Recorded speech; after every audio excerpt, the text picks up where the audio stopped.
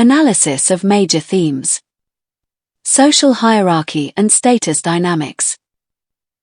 Steele's essay explores the complex nature of status and authority in 18th century English society, particularly how social influence operates outside formal hierarchies. Through characters like Beaver, Steele demonstrates how middle-class professionals could wield significant cultural authority within specific contexts, despite their lack of noble birth or official position. This reflects the changing social dynamics of the period, when commercial wealth and specialized knowledge were increasingly challenging traditional aristocratic privilege. The coffeehouse itself functions as a social leveling space where men from different backgrounds could theoretically mix as equals.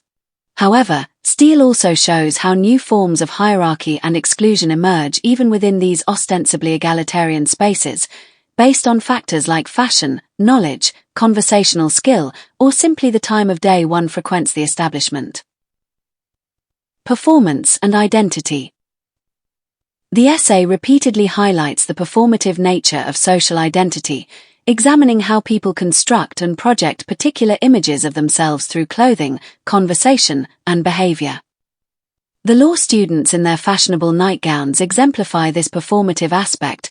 They adopt the trappings of leisure and sophistication as ensigns of dignity that signal their status to one another. Steele notes that the superiority among these proceeds from an opinion of gallantry and fashion, pointing to the gentleman in the strawberry sash, who derives status from his subscription to the opera and supposed romantic connection with an actress. This theme connects to Steele's broader interest in authenticity versus affectation, a recurring concern in his essays. Through characters like Eubulus, who embodies genuine virtue without pretension, Steele suggests that true worth lies in substantive moral character rather than performed identity or social positioning. Community and sociability. At its heart, Steele's essay is a meditation on the nature and value of human sociability. The coffeehouse represents the place of rendezvous to all that live near it, who are thus turned to relish calm and ordinary life. It serves as what sociologists would later call a third place, a social environment separate from both home and workplace that facilitates community formation and civic engagement. Steele particularly values the coffeehouse as a space where men can cultivate the art of conversation and practice the civilizing influence of reasoned discourse. The essay suggests that properly conducted sociability serves as a foundation for broader civic virtue, creating what Steele describes as the worthier part of mankind who form those little communities which we express by the word neighbourhoods. This vision aligns with the Enlightenment ideal of the public sphere as a domain where private individuals come together to discuss matters of common concern. Characterization and typification. Steele employs archetypal characterization to represent broader social types rather than fully developed individuals. Each character embodies specific virtues, vices, or social roles. Beaver represents the pretensions of commercial classes aspiring to political expertise. The law students exemplify youthful affectation and idleness. Eubulus embodies ideal civic virtue and reason. This approach allows Steele to move from specific observations to general reflections on society, morality, and human nature, a technique characteristic of the 18th century periodical essay. The characters also illustrate Steele's moral philosophy, which emphasized that reason alone could not guide individuals towards virtue. Rather, religious values must aid reason to manage the passions effectively. Eubulus represents this balanced ideal, exercising reason without coldness and generosity without extravagance. Irony and humor. Steele's essay displays a gentle, corrective humor rather than harsh satire. He mocks human foibles without contempt, using irony to highlight discrepancies between appearance and reality. For instance, he notes the irony that Beaver, a haberdasher, enjoys more undissembled friends and admirers than most of the courtiers or generals of Great Britain.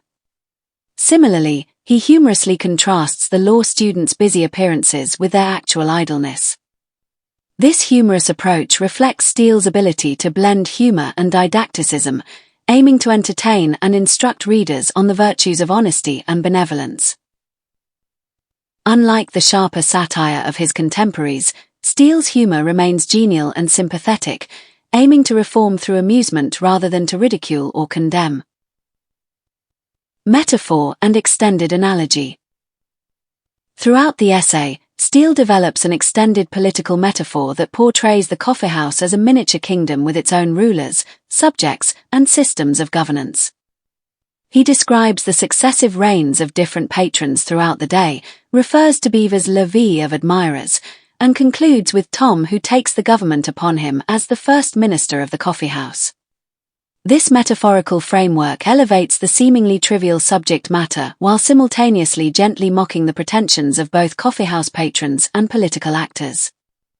The metaphor also allows Steele to comment indirectly on broader political themes such as authority, influence, and governance. By drawing parallels between the coffeehouse and the state, he suggests that the same human dynamics operate in both realms, just at different scales. Coffeehouse culture in 18th century England. Steele's essay emerges from the vibrant coffeehouse culture that flourished in 18th century London. These establishments were particularly associated with the emergence of what Jürgen Habermas termed the bourgeois public sphere, a domain between private life and state authority where citizens could discuss matters of common concern. Coffeehouses were especially significant as spaces where social boundaries could be temporarily suspended. However, this leveling was incomplete, as Steele's essay reveals. New hierarchies based on knowledge, fashion, and conversational ability emerged within these spaces. Coffeehouses remained predominantly male domains, with women largely excluded from these important sites of sociability and discourse. Enlightenment ideals of sociability. Steele's essay reflects broader Enlightenment concerns with sociability, conversation, and the formation of civil society.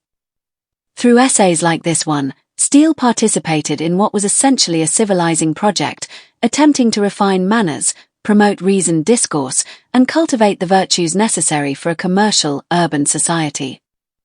The figure of Eubulus embodies key Enlightenment values: reason, sociability, benevolence, and civic engagement.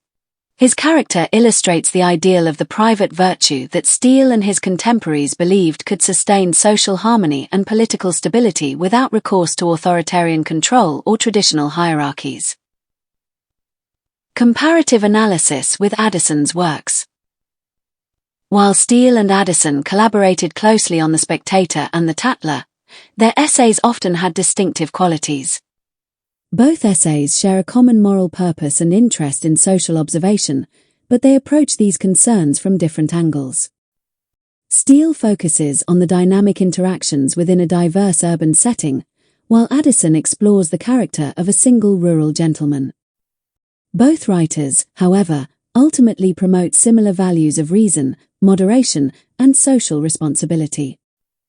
Despite being written 3 centuries ago, Steele's essay on coffeehouse culture remains remarkably relevant to contemporary society. The social dynamics he describes continue to play out in modern settings like coffee shops, co-working spaces, and online forums. The essay helps us recognize how 21st century third places serve functions similar to their 18th century predecessors, as sites of community formation, identity performance, and cultural exchange. Steele's essay also offers enduring insights into human nature and social behavior. His observations about how people seek status, influence, and connection remain astute, as does his gentle critique of pretension and affectation. The character of Eubulus continues to provide a compelling model of civic virtue and reasoned sociability that transcends his historical context. In conclusion, Richard Steele's Coffeehouse essay represents a brilliant example of the 18th century periodical essay at its best. Observant, witty, morally serious without being dogmatic, and deeply engaged with the social realities of its time. Through his careful portrayal of the characters who populate a typical London coffeehouse, Steele not only provides entertainment but also offers subtle moral instruction and social commentary. The essay exemplifies Steele's ability to use narrative to impart moral lessons, creating a work that continues to resonate with readers centuries after it was first written. Through these and other characters, Steele creates a rich social portrait that captures both the specific atmosphere of 18th century London coffee-houses and universal aspects of human social behaviour. His essay remains not only a valuable historical document but also a timeless exploration of how people navigate the complex terrain of social life, seeking connection, status, and meaning through everyday interactions in shared spaces.